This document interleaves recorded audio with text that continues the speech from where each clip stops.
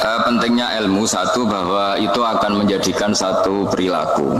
Misalnya begini ya, dulu itu kiai-kiai Jawa zaman dulu itu berpatokan karena dulu pemerintahan Hindia Belanda, seorang lagi masih pemerintahan Hindia Belanda. Itu dalil yang sering diutarakan itu sebaik-baiknya Umar itu yang datang ke ulama, terus sejelek-jeleknya ulama itu yang datang ke Umar. Tapi semenjak pemerintahan Indonesia dan kemudian ditandai beberapa tokoh kayak Gus Wahid putra Kiai Hasyim jadi Menteri Agama, ada Gus Wahid putra Kiai Wahab juga jadi Menteri Agama, ada Kiai Fathur Rahman keluarga Mbah Maimun, keluarga Sarang juga pernah jadi Menteri Agama. Kemudian bersamaan dengan itu dibangunlah satu pegangan ilmu. Pegangan ilmu ini penting karena ini yang mengilhami semua orang Islam, terutama ya utamanya ulamanya. Ada seorang ustadz, seorang guru ngaji yang karena melihat rata-rata penguasa itu zalim ya, datang ke Harun Ar-Rasyid. Ini perlu disimak, datang ke Khalifatullah atau Amirul Mukminin Harun Ar-Rasyid. Karena beliau seorang raja tentu terduga lah, atau ya umumnya atau gimana lah istilahnya, itu ya rata-rata ya agak seenaknya namanya raja, namanya penguasa. Ini dalam pikiran ustadz itu, tidak mesti dalam fakta. Kemudian si ustadz itu matur, ya Amirul Mukminin, inni nasihun lak famusyaddidun alaika fala tajidanna fi nafsika syai'an. Saya ini mau nasihati Anda, kemudian saya cara nasihati itu keras, tolong jangan dimasukkan hati. Dia bilang famusyaddidun alaika, saya nanti kalau nasihati itu keras sekali, tolong dimaklumi karena ini penting, karena Anda harus dinasihati secara keras. Tapi sebelum nasihat itu diutarakan, kata Harun Ar-Rasyid, karena beliau Bani Abbas dan beliau orang alim termasuk muridnya Imam Malik, kata Harun Ar-Rasyid, uskut, kamu diam Ustaz. Inna Allaha ta'ala arsala man huwa khairun minka ila man huwa syarrun minni wa ma'adhalika yaqulu Allahu ta'ala faqula lahu qawlan layyinan la'allahu yatadzakkaru aw yakhsha. Jadi ini sekaligus etika dan norma ya bagi semua dai di Indonesia dan semua kita. Wahai Ustadz, kamu diam. Allah Ta'ala itu ngutus orang yang lebih baik ketimbang kamu, yaitu Nabi Musa, ke orang yang lebih jelek ketimbang saya, yaitu ke Fir'aun. Itu saja harus pakai etika, faqula lahu qawlan layyinan. Kamu harus ngomong yang halus. Jadi intinya ini Harun Ar-Rasyid komplain, kamu itu kalau jadi Ustadz kok ngaji kira-kira gitu. Jadi betapa baiknya orang dulu memahami Quran. Jadi Quran itu dibaca, kemudian kita mungkin baca terus jadi cerita, mungkin ada yang baca jadi perilaku, ada yang baca kemudian itu mengilhami, membentuk. Nah kira-kira itulah yang membentuk kiai-kiai alim di NU, di beberapa pesantren maupun orang-orang alim di luar NU. Asal ngajinya dan bacanya seperti kita, pasti seperti itu. Karena cara berpikir tadi sudah, jadi akhirnya si Ustadz tadi keluar dan minta maaf, anta a'lamu minni, ternyata engkau lebih alim ketimbang saya. Jadi kalimat famusyaddidun alaika, saya akan keras cara memberi nasihat, itu yang diket, yang dipotong, yang dibatalkan atau yang diralat oleh Khalifatullah Harun Ar-Rasyid. Yaitu dikatakan inna Allaha ta'ala arsala man huwa khairun minka ila man huwa syarrun minni. Yaitu Allah mengutus orang yang lebih baik ketimbang kamu, yaitu Nabi Musa, ke orang yang lebih jelek ketimbang saya, yaitu Fir'aun. Itu pun harus faqula lahu qawlan layyinan. Cara berdakwah harus dengan kata-kata yang halus, yang lembut, yang indah. Dan dengan kata-kata itu diharapkan la'allahu yatadzakkaru aw yakhsha, semoga yang didakwai menjadi ingat. Sehingga dengan kemampuan ilmiah seperti ini menjadi pegangan bersama bahwa kita sebagai dai atau sebagai tetangga atau sebagai sama-sama warga Indonesia, bawaan kita memang harus faqula lahu qawlan layyinan la'allahu yatadzakkaru aw yakhsha. Kemudian dalam disiplin ilmu yang lain, halus itu tidak kuat. Angin itu ya halus, tapi kalau di manage itu jadi kekuatan yang dahsyat. Begitu juga air dan sebagainya. Sehingga tidak perlu khawatir terus kalau dakwah halus itu tidak punya efek yang signifikan. Tidak juga. Allah Ta'ala itu pengelola angin. Angin itu kekuatannya dahsyat, sehingga Nabi Sulaiman dikasih kekuatan angin dan bisa terbang kemana-mana. Kemudian sekarang jadi teknologi yang banyak memanfaatkan angin, mulai rem, mulai apa saja. Sehingga dari cerita saya ini kemudian terus kiai-kiai itu membentuk dakwah termasuk di ekonomi dengan cara yang rileks. Nah, cara rileks itu satu tentu dimulai dengan ilmu. Misalnya begini, saya beri contoh. Ketika ada orang melafadzkan kalimat la ilaha illallah, tiada Tuhan selain Allah. Kemudian kalimat ini mungkin kalau orang NU baca itu rutin ya, karena kiainya kelamaan ya yang ikut sambil tidur ya. Kalau tahlil itu disebut kiai tertentu itu mesti yang belakang wah suwi itu kalau kiai itu lama itu. Nah kiainya juga karena jadi lakon ya kan lebih semangat karena pegang mic, biasanya gitu di NU itu. Kalau khotib mesti semangat karena pegang mic, yang dengerin mesti ngantuk karena monoton gitu. Karena yang dengerin sudah tahu pasti nyuruh baik meninggalkan yang jelek, jadi ilmunya sudah disimpulkan dulu. Setiap yang tidur di masjid mesti tak tanya kenapa tidur, ilmunya tidak ada perkembangan, Gus, nyuruh yang baik meninggalkan yang jelek. Tapi kalau ilmunya agak ada perubahan kan dengar semua pasti nyuruh yang jelek meninggalkan yang baik. Karena watak manusia itu agak-agak suka fitnah, itu suka geger. Tapi kalau monoton itu mesti enggak itu. Tapi yang menjadi pegangan kita, saya ulang lagi, itu ilmu dulu. Saya ulang lagi itu dulu. Saya berkali-kali menyontohkan, kalau ada orang kafir, orang yang tidak bersyahadat 70 tahun, kemudian dia bersyahadat sekali saja di akhir hayatnya. Itu kata Allah, qulil ladzina kafaru iyyantahu yughfar lahum ma qad salaf. Katakan ke mereka yang kafir, jika dia mau bersyahadat, itu masa lalunya diampuni semua. Sehingga kedahsyatan kalimat ini luar biasa. Orang yang kafir 70 tahun saja, barokahnya la ilaha illallah ini, dosanya bisa diampuni semua. Nah kemudian karena ilmu ini tidak begitu populer atau kurang dipopulerkan atau kita sendiri kurang menghayati, sehingga la ilaha illallah itu lebih dianalisis cara lafadz ini, pelafatannya ada sanadnya enggak ya gitu. Terus cara melafatkan bareng-bareng seperti itu ada tumpengan ini bid'ah enggak ya. Jadi pertanyaannya sudah tidak tentang keramatnya atau sakralnya atau fadilahnya la ilaha illallah, tapi sudah macam-macam. Jadi dan cara seperti ini ada hadisnya enggak, legal enggak, terus ada sanadnya enggak. Jadi saya mohon semohon-mohonnya untuk teman-teman yang di Al-Iman itu harus ngaji ya. Ngaji itu nanti kamu tahu cara mandang sebuah ibadah atau perilaku atau apa sajalah tahu. Karena al-ilmu yurisul ahwal, ilmu itu bisa mengilhami cara pandang. Dulu yaitu saya ulang lagi, ketika zaman Hindia Belanda, karena pemerintahnya Hindia Belanda itu ulama-ulama keras sekali, sejelek-jeleknya ulama itu yang datang ke Umaro. Tapi setelah era Mbah Hashim, era sampai Mbah Maimun, itu mereka peduli sama Umaro, sama semuanya sama-sama warga Indonesia yang ingin melihat Indonesia yang lebih baik. Sehingga banyak ya, kakak saya sendiri pernah wakil bupati, terus putra Mbah Maimun wakil gubernur, ini teman saya Ki Hafid ya bupati. Semenjak itu terus, dan itu nggak lepas dari cara pandang. Ya itu cara pandang diantaranya adalah cerita tentang Nabi Musa yang Allah tetap peduli sama Fir'aun, sehingga tetap didakwai Nabi siapa? Musa. Dan posisi Musa datang bukan memanggil. Ya cuma kayak sampai sekarang tuh belum pernah ke kantor bupatinya Pak Hafid, karena kadang-kadang orang terus curiga mengajukan proposal itu dia agak repot.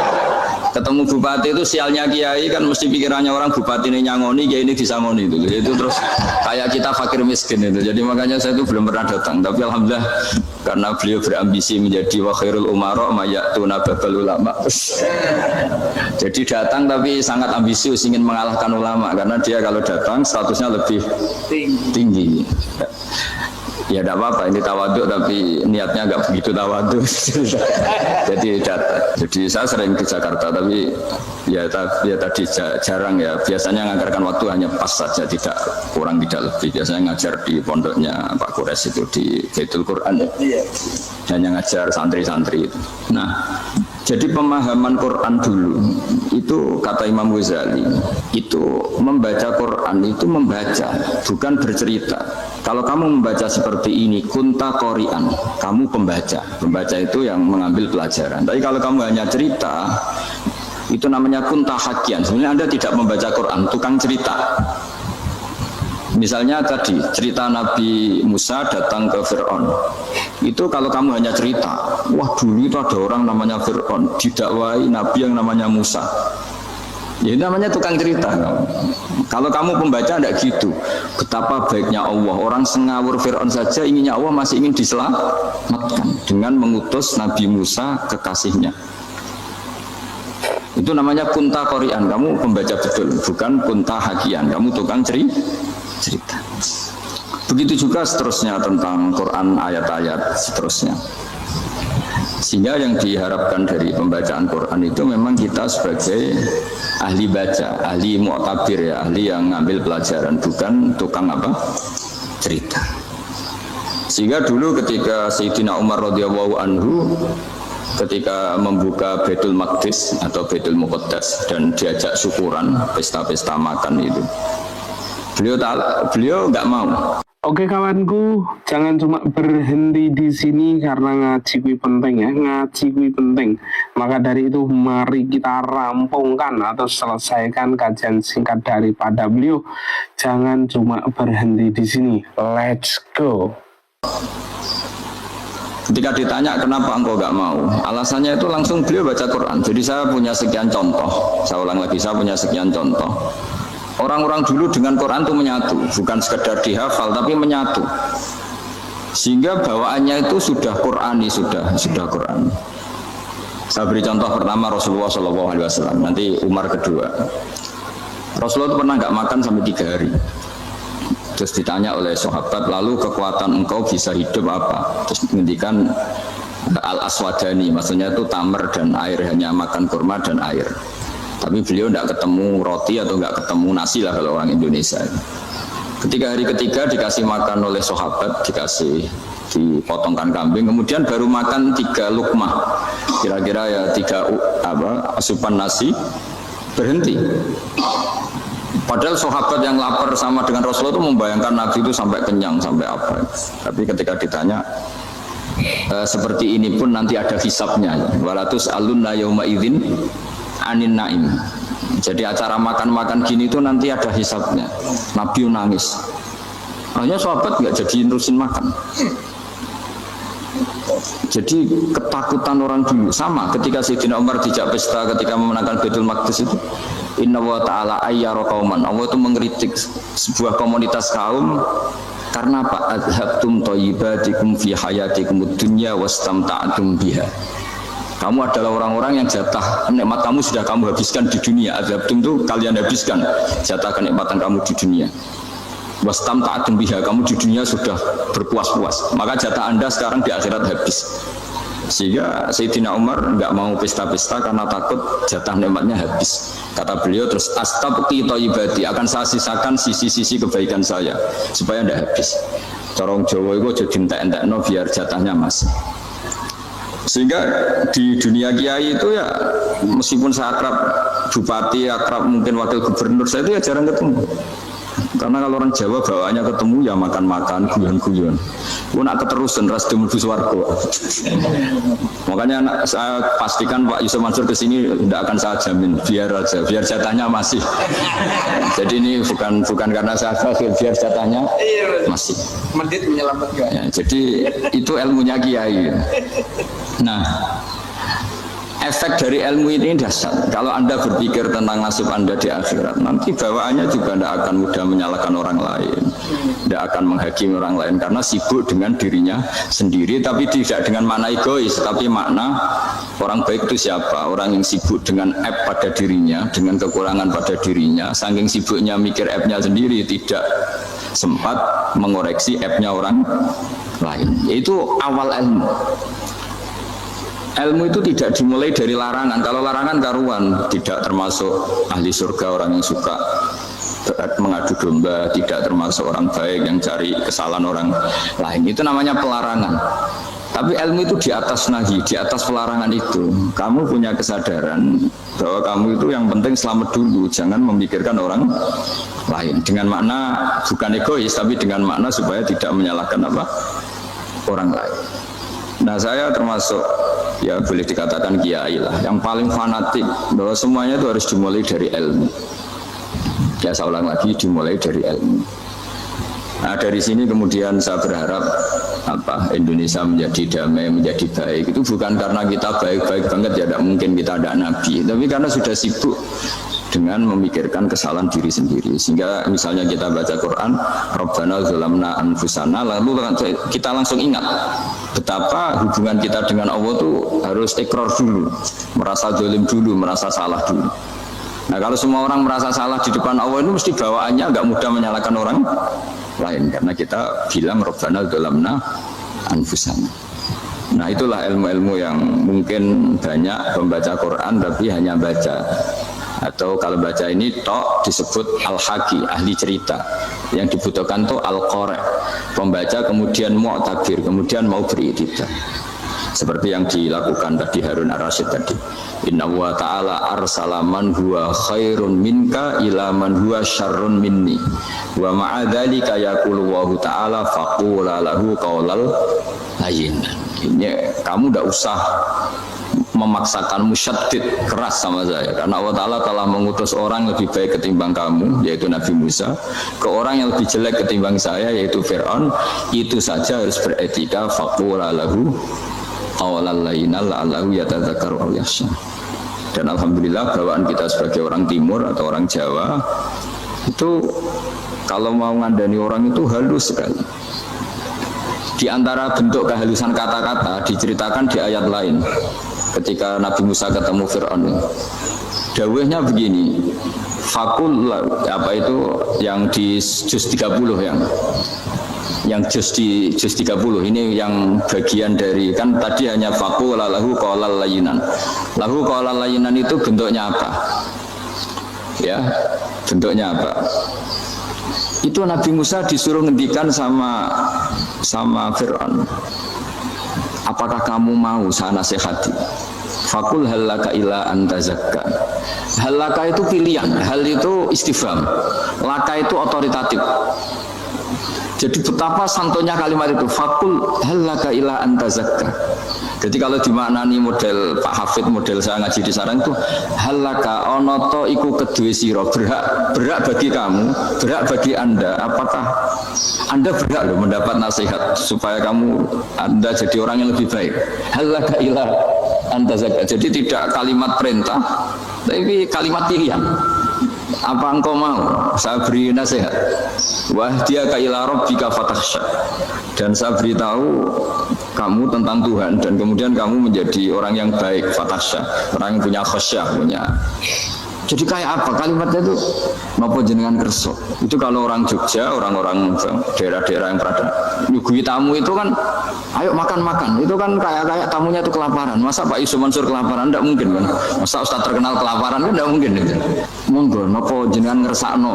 Karena bisa saja tamunya itu tidak kerso, mungkin karena darah tinggi, mungkin karena takut dianggap fakir miskin, macam-macam kan orang enggak. Itu kalimatnya itu halaka ila antazakka. Kayak apa indahnya dakwah. Halaka ila antazakka. Itu ada kata laka itu ya terserah jenengan mau enggak.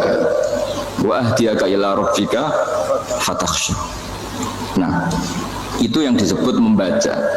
Kunta qori'an la hakian. Anda benar-benar membaca Quran, bukan sekadar penceri. Nah, kemudian ini yang terakhir saya juga baru, sebenarnya saya itu nggak pernah bilang sanggup itu, tapi Pak Ustadz Zakaria itu GR terus sampai tadi pagi itu saya belum tahu kalau ada acara ini. Ya karena saya kiai, jadi kalau kiai itu kan ingatnya sama Allah saja, kalau sama manusia itu rontok-rontok lali gitu. Itu bukan memaksa, ya memang lupa sejauh mana sih pentingnya manusia, kan tidak penting coro ilmu tasawuf itu, tapi karena ini titipan Rasulullah SAW terus menjadi penting kan, dititipi umat gak jenengan itu. Ya, sudah ngaji ngatur kiai ribet itu. Kiai ini biasa ngaji kan, kiainya yang ngatur, santri ini enggak. Pak Yai ngaji tanggal ini jam ini, itu kan mengabaikan semua aktivitas kiai. Padahal jam ini mungkin saya punya jam, mungkin jalan-jalan atau ngaji atau mutolaah atau munajat. Gara-gara Pak Zakaria ini terus Mas Tamam ini yang provokasi. Harus ngaji di jam ini, tema ini. Saya itu kalau ngaji ditentukan tema itu, ini memang saya agak keras di bab ini. Itu kayak ibarat gini loh. Saya ini dokter, kemudian ada orang yang sakitnya itu jantung, terus bilang ke saya, Pak dokter sembuhkan pukul saya. Wong penyakit ekstrimnya itu jantung, kok bila disembuhkan apa? Pukul. Kan gak penting, sembuh tidak sembuh, pukul itu kan gak penting. Jerawat itu. Kiai itu tahu kesalahan paling fatal manusia itu akidah. Tapi kadang-kadang mintanya ilmu yang tidak akidah, yang gak penting. Jadi kadang-kadang kiai itu ya digurui betul kalau di Indonesia itu. Misalnya ini tidak nyindir loh, memang marah betul kalau di bab-bab seperti ini. Tapi ini biar jadi ilmu masif, ilmu yang general. Saya ulang lagi ya, Anda jadi dokter, tahu pasien Anda ini penyakit jantung kronis atau sudah fatal lah sudah. Terus orang itu bilang, Pak Yai, itu Pak dokter, tolong obati kulit saya supaya tidak jerawatan. Kamu bilang ini orang aneh enggak ya? Aneh kan? Nah, kiai juga gitu. Saya sering itu ada orang mau haji itu, Gus doain saya jadi haji mabrur. Pernah belajar haji Pak?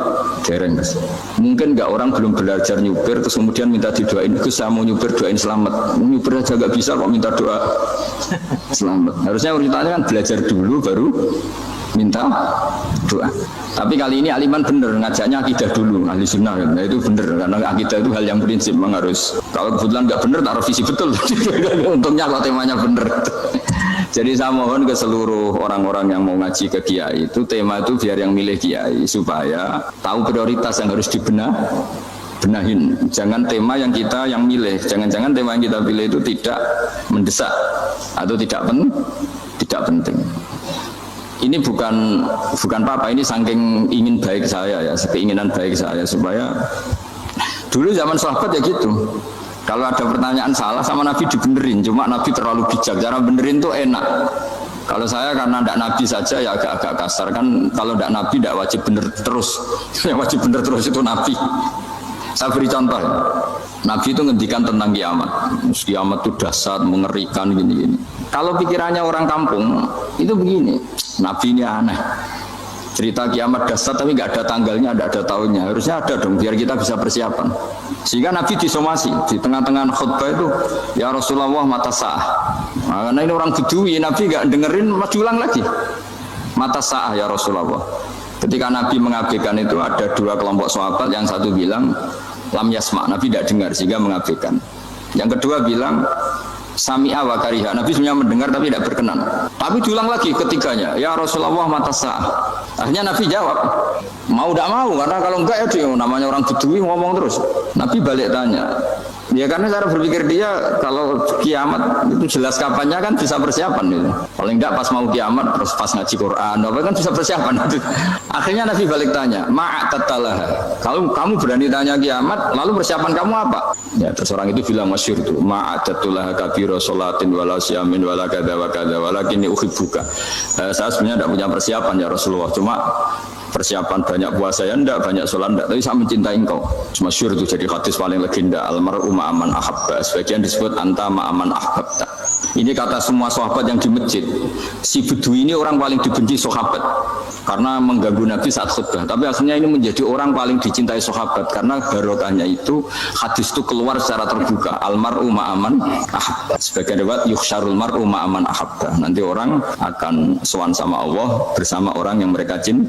Nah itu sahabat-sahabat fama farihu ba'dal Islam farahahum bihadal hadis. Mereka tidak pernah senang setelah masuk Islam sesenang hadis ini. Karena kita tidak perlu soleh-soleh banget, cukup menyintai orang apa? Soleh gitu. Makanya saya sekali bilang itu ya, kadang-kadang saya jadi orang alim itu ya rugi. Ruginya tadi. Misalnya ya, untuk menjadi orang alim kan harus hafal Quran, ngaji Bukhari, Muslim, Ikhya. Ternyata pengumuman kedua orang nggak bisa apa-apa, gelombang kedua para pecinta, waduh itu kan repot ya. Jadi kita yang jadi orang alim susahnya bukan main, ternyata disaingi pengumuman kedua dan para pecintanya, wah itu kan akhirnya ketemu orang-orang nggak jelas tadi itu. Nah itu ya termasuk farah dalam Islam, farhatul aibin. Jadi senang itu di Islam itu ibadah. Ya kul bi fadlillah wa bi rahmati fa bidzalika falyafrahu. Senang itu diperintahkan Allah. Saya itu sering di kamar, kadang itu nyun sewu kayak gatelan gitu, apa itu. Ya agak kukur-kukur terus merengut saja malu. Malu saya itu dilihat Allah kayak agak ridho itu malu. Ya kayak tadi lah, kamu dikasih rumah gratis, kemudian pas yang ngasih datang, kamu kelihatan cemberut, itu yang ngasih kan mangkel. Sudah dikasih gratis masih cemberut. Sama hubungan kita dengan Allah itu semuanya dikasih gratis. Makanya tabassum, senyum itu ibadah. Kita yang nekuni ilmu hadis, betapa hebatnya Nabi ngendikan, kalau kamu tidak bisa ibadah yang berat-berat, cukup ibadah senyum. Kadang ngendikan tol koti wajin, kamu cukup berwajah yang indah, yang menyenangkan. Tabassum, senyum. Kalau kamu tidak bisa membalas jasanya orang yang ngasih, minimal kamu senyum, minimal kamu kelihatan senang. Gitu. Nah, makanya senang itu sudah ibadah. Dan sekarang orang untuk senang aja susah. Karena bawaannya nuntut orang lain supaya kayak keinginan dia, bawaannya nuntut, ya ribet. Kalau gitu ya ribet. Makanya saya bilang al ilmu yurisul ahwal. Ilmu itu diperkuat. Nanti yurisul ahwal. Ilmu itu akan membentuk Anda. Dulu beberapa raja itu ya kumo luhur karena jadi raja, punya apa saja. Tapi punya penasihat ulama. Itu nasihat itu sederhana. Ada seorang raja tanya ke kiai, gimana dengan semua kerajaan saya? Wah, padahal dia punya apa saja. Jenengan miskin sekali, itu kerajaan seluas ini. Kok bisa ya? Terus ditanya sama si ulama tadi. Andaikan Anda di padang pasir, kemudian kalau tidak minum segelas air itu mati, apakah Anda akan membeli segelas air ini dengan semua kerajaan Anda? Oh iya, pasti apapun saya lakukan untuk mendapat satu gelas air. Terus la tafrah bimulkin la yusawi syarbatama'in. Kamu jangan bangga dengan kerajaan yang nilainya itu enggak sebanding dengan segelas apa? Air. Akhirnya raja itu mikir, saya tidak jadi raja bisa hidup. Tapi kalau nggak minum air mati. Berarti penting satu gelas air. Akhirnya lama-kelamaan nganggap kerajaan itu biasa. Ternyata nggak sepenting segelas air. Ya seperti kita lah, misalnya orang nggak punya alpat tuh nggak malu. Tapi kalau nggak punya celana itu malu. Kamu mau punya alpat tapi nggak punya celana? Kan nggak mau. Yaitu ilmu. Ilmu itu yurisul akhwal. Ilmu akan melahirkan satu perilaku. Jadi kalau ilmu Anda mantap, pasti syukurnya juga mantap. Gitu. Ya makanya saya termasuk kiai yang selalu mendorong pentingnya ilmu. Bahkan kata Sufyan Ats-Tsauri ngendikan saking pentingnya ilmu ada kata fa'lam annahu la ilaha illallah, dimulai kata fa'lam. Dan saking pentingnya ilmu itu setiap nabi itu status permanennya itu hanya satu, mengajar. Rabbana wab'ats fihim rasulam minhum yatlu 'alaihim ayatik, membacakan ayat-ayat Allah, sampai wa yu'allimuhumul kitab, mengajarkan kitab wal hikmah. Bahkan Allah sendiri wasofa dzatahul 'aliyah bi annahu al-muallim, yaitu Allah ngendikan Ar-Rahmanu 'allamal Qur'an. Jadi betapa hebatnya pengajar. Allah sendiri mensifati dirinya itu Ar-Rahmanu 'allamal Qur'an. Allah itu Maha Rahman yang mengajarkan Quran. Di surat Iqra juga disebutkan Iqra wa rabbukal akram alladzi 'allama bil qalam. Jadi Allah mensifati dirinya sebagai pengajar. Kayak apa pentingnya mengajar? Karena al-ilmu yurisul ahwal. Ilmu ini melahirkan satu sikap. Pernah ada orang hartanya itu habis karena ngobati ibunya. Terus datang ke saya, dia sumpek karena hartanya habis ngobati ibunya. Terus dia bilang, Gus, saya ini sekarang sudah miskin karena ibu saya sakit dan harta saya habis untuk mengobati ibu saya. Terus tak guyoni sama saya. Kon kepen pinter apa kepen goblok? Kepen pinter Gus. Ingin pinter apa ingin goblok? Katanya ingin pinter. Kalau ingin pinter bahasanya jangan gitu. Harta kamu itu masih di akhirat karena habis untuk mengobati ibu. Bayangkan kalau habis untuk maksiat itu habis betul. Terus dia mulai syukur. Alhamdulillah Gus. Harta saya habis secara heroik karena untuk mengobati apa ibu. Sudah pinter dia. Akhirnya miskin sampai sekarang ya tetap pede saja karena masih punya tabungan di akhirat. Dan itu saya terinspirasi oleh ilmu juga. Jadi dulu Sayyidah Aisyah itu pernah nyimpan sepotong daging kambing, disimpan untuk dimakan beliau. Karena beliau mau iftar ya, mau buka atau apa. Singkat cerita, karena bawaan keluarga Nabi itu sakhok, ada orang minta dikasihkan. Suatu saat akhirnya kan habis, terus Nabi tanya, yang daging tadi di mana? Habis. Terus Nabi cara menjelaskan itu indah sekali. Harta kamu itu baju yang kamu pakai nanti ya rusak, yang kamu makan nanti ya ke WC. Wa tasaddaqta fa abqaita. Memang di semua riwayat itu pakai dhamir mukhatab mudzakkar, meskipun asal usul riwayat itu untuk Sayyidah Aisyah karena untuk umum. yang kamu sedekahkan tuh yang masih. Kamu jangan bilang kamu sedekahkan tuh yang habis. Yang kamu sedekahkan tuh yang masih. Misalnya saya punya uang 1 miliar misalnya. Terus pernah tak sedekahkan ke fakir miskin atau ke kiai atau ke pondok 100 juta. Itu yang mesti masih karena kadung di luar kekuasaan kita. Kadung lillahi ta'ala. Justru yang masih itu yang potensi nanti untuk hal-hal yang kurang positif. Semenjak itu orang sedekah itu begitu entengnya karena itu yang masih. Ya tapi tentu sarannya yang tepat ya. Saya sekarang sering kampanye sedekah tepat karena misalnya sering saya itu didatangi orang kaya. Saya ini punya uang banyak, ingin punya masjid biar dipakai orang Jumatan. Terus saya bilang, kamu ingin jadi orang baik betul apa baik versi Anda? Baik betul, Gus. Tak ajarin mau, gak tersinggung, mau Gus. Kalau Anda bikin masjid di kampung Anda, masjid terbaik di dunia sekalipun, yang bingung saya ahli fikih. Kok bisa? Kan terjadi 2 Jumatan, nanti sahnya yang mana? Kamu enak aja bikin masjid, kamu bikin masalah baru bagi kiai fikih di daerah kamu. Belum nanti orang terus migrasi ke masjid Anda karena lebih baik, koriknya lebih baik. Kamu membunuh masjid yang lebih tua, itu nggak sopan sekali, masjid itu sudah lebih tua kamu. Akhirnya mikir, nggak usah tuh kalau gitu, sedekah apa saja yang penting perintah jenengan gimana. Ya jadi sedekah itu juga harus dibina supaya kalau orang kan bisa saja kan uang 100 juta itu untuk fakir miskin manfaat, ternyata untuk masjid yang sifatnya aksesoris, untuk lampu yang kristal yang mahal-mahal bukan yang pokok. Itu pentingnya ngaji ya. Jadi lagi-lagi al-ilmu yurisul ahwal. Ilmu itu melahirkan satu sikap. Jadi ketika ada masjid baru, kalau orang nggak bisa ngaji fikih, wow ada masjid baru, masjid banyak.